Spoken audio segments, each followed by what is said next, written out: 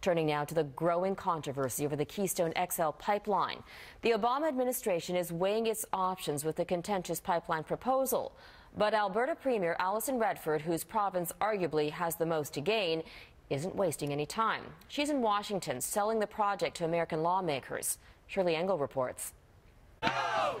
Keystone Pipeline! As opposition to the Keystone XL pipeline mounts in Washington, Alberta Premier Alison Redford is in the U.S. Capitol to press flesh with America's big political power players.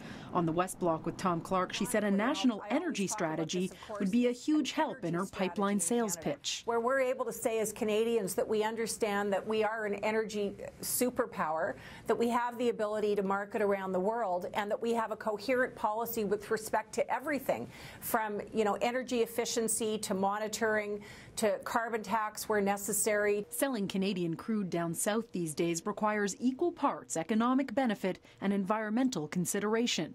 In his State of the Union address earlier this month, President Barack Obama called for a bipartisan, market-based solution to climate change. If Congress won't act soon to protect future generations, I will.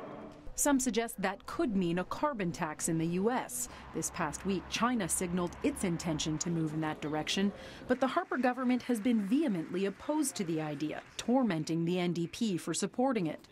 Though Alberta already imposes a carbon tax of $15 per ton, Redford says she's not sure it would work in other provinces. My sense from what I'm hearing in the United States is that they want to know what our record has been, but I haven't heard from decision makers down here that if we were to implement something like that, that would somehow shift the dial on those issues. Environmental groups vow to continue pressuring Obama to reject Keystone. We have his back every time he stands forward on climate change and clean energy, and we want him to use his full executive authority to fight this throughout his whole term. The decision on the key Canada-U.S. pipeline could be made within weeks.